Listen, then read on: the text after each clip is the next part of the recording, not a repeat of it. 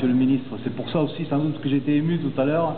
Ça se voit peut-être pas, mais elle a effectivement plus de 100 ans. Elle est née ici en 1907.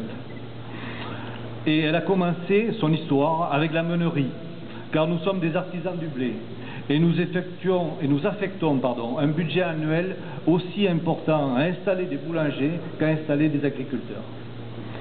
Nous détenons dans notre groupe meunier, Gersarine, un moulin bio en Haute-Garonne et sommes 10e, pour vous situer, je vais vous donner quelques chiffres, et sommes 10e au rang national, ceci pour l'ensemble du groupe.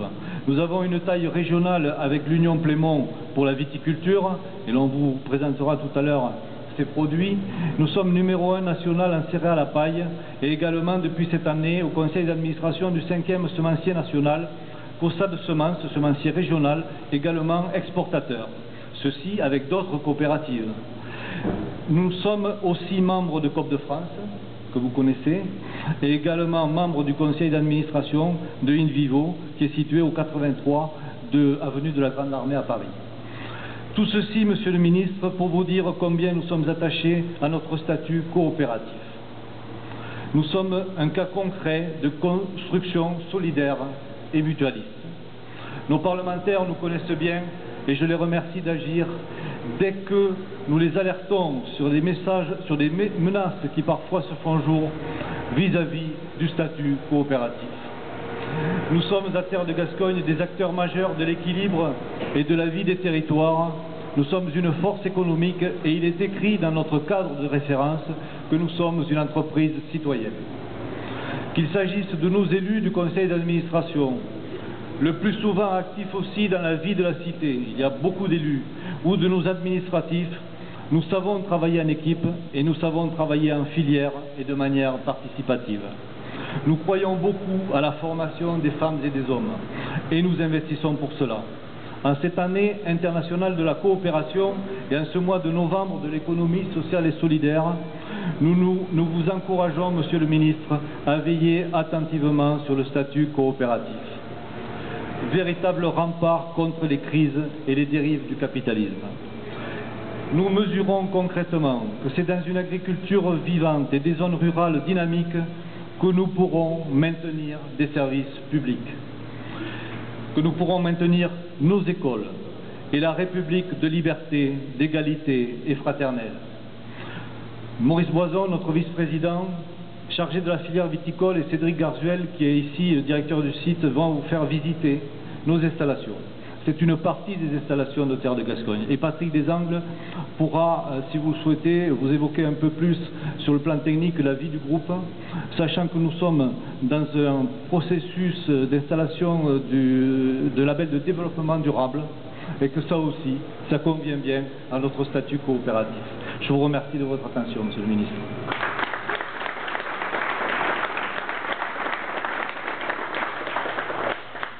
Bien, merci beaucoup.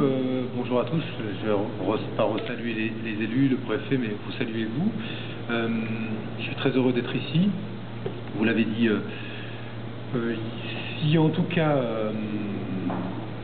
la crise nous enseigne quelque chose, c'est qu'il y a bien un modèle qui s'est illustré dans cette crise comme un modèle robuste sur le plan de l'entreprise, sur le plan économique, c'est le modèle coopératif. Et à travers toutes ces formes, qu'il s'agisse des coopératives de production, des coopératives dans le monde agricole, de celles qui dans le monde agricole mettent en commun les machines, de celles qui mettent en commun les moyens de production, de celles qui en dehors du monde agricole sont aujourd'hui des coopératives de production, de distribution, des banques coopératives, des sociétés coopératives ouvrières de participation. Ce modèle-là est un modèle qui est à ce point robuste aujourd'hui qu'il a vocation surtout à se diffuser. C'est pour ça que nous préparons en lien avec les organisations dont vous êtes membre, COPFR en particulier, et l'ensemble du monde coopératif, un texte qui l'année prochaine sera une loi dont l'objectif n'est pas de restreindre ou de réduire le monde coopératif, mais au contraire de le diffuser et d'en toiletter un certain nombre des aspects pour lui permettre de se développer et de faire en sorte que le modèle d'entreprise qui est le vôtre et qui a ce site particulier qu'il produit une gestion désintéressée de l'actif, puisque un homme égale une voix, c'est une gouvernance démocratique, et ça montre qu'on peut gouverner une entreprise collectivement, personne n'ayant plus de voix que l'autre au chapitre, et obtenir des résultats et être performant sur le plan économique. Je sais d'ailleurs les efforts qui ont été faits, j'en discutais avec le préfet, des efforts qui ont été faits par le vignoble du Gers pour aujourd'hui être en capacité de redresser une activité, d'exporter et d'être aujourd'hui un vignoble qui est un vignoble réputé. Et c'est aussi lié au travail, à la capacité à se moderniser, à la capacité à attaquer des marchés de coopératives dont certains caricaturent le modèle en pensant que c'était un vieux modèle du siècle ancien. Oui, c'est vrai que c'est né il y a un siècle. Cela étant dit, ça attaque aujourd'hui le marché, et ce siècle-ci, avec beaucoup d'arguments, avec beaucoup aujourd'hui de raisons d'espérer dans le fait que on passera encore un siècle avec des coopératives. C'est à souhaiter, et c'est ce que je vous souhaite évidemment. Donc nous allons travailler cette année avec vos organisations au développement, à la diffusion de l'esprit coopératif. Vous sachiez qu'on parle maintenant aujourd'hui de coopératives d'habitants, de coopératives de logement, dans des proportions qui n'existaient pas jusqu'ici, mais qui répondent exactement au même raisonnement qui a été celui des premiers coopérateurs du monde agricole. Comment mutualiser des moyens, comment faire ensemble ce qu'isolément on n'est pas capable de faire. Et aujourd'hui, dans toute une série de domaines, cet esprit coopératif se diffuse. À la faveur d'un certain nombre de déplacements, comme récemment au Québec, j'ai pu mesurer comment là-bas l'esprit coopératif, vous parlez de l'année internationale des coopératives, il y avait beaucoup de représentants du monde agricole qui étaient présents à Québec, mais comment dans ce pays-là, cette province, mais un peu pays aussi cher à notre cœur, il n'y a personne qui va m'empêcher de le dire ici, donc je vais le dire, ce pays, le Québec, où l'esprit coopératif est puissant, on voit comment on peut effectivement aujourd'hui avoir des modes de production qui placent l'individu, le producteur, au cœur de la décision économique. Et c'est ce qui, je crois, est important de dire et d'enseigner dans l'enseignement agricole, dans l'enseignement en général, c'est que le modèle coopératif a ceci de particulier qu'il place l'individu, vous, au cœur de la décision économique. La décision économique ne vous échappe pas. Et c'est d'ailleurs, si on veut bien s'y pencher 2 secondes, la raison pour laquelle ce modèle est beaucoup plus robuste que le modèle souvent de l'économie classique. Pourquoi ?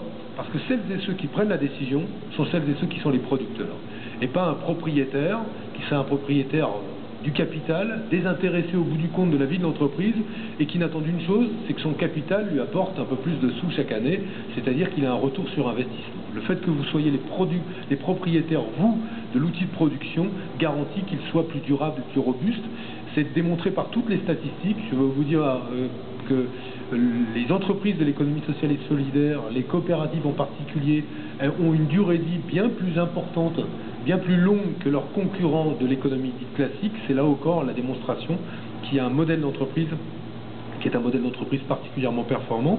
Alors je suis ravi de venir ici, voir des machines dont vous allez m'expliquer exactement, puisque la beau être ministre de l'économie sociale et solidaire, on n'en est pas forcément un spécialiste du vin, hein. En tout cas pour le verre ça va, mais pour la fabrication un peu moins, mais je serais ravi que vous m'expliquiez comment tout cela fonctionne.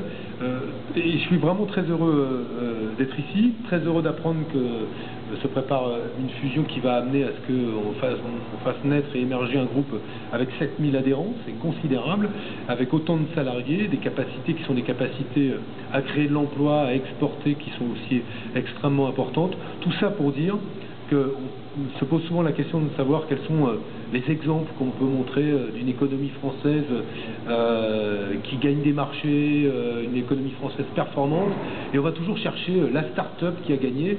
Si on se penchait un tout petit peu sur le monde coopératif et ceux aujourd'hui qui gagnent des marchés aux États-Unis, en Chine, en Asie, en Amérique du Sud, qui gagnent des marchés en étant coopératifs et sans pour autant qu'on dégage des marges considérables, qui est juste un gagnant, le chef d'entreprise, mais là en l'occurrence des gagnants, les producteurs, les agriculteurs, les coopérateurs et les salariés.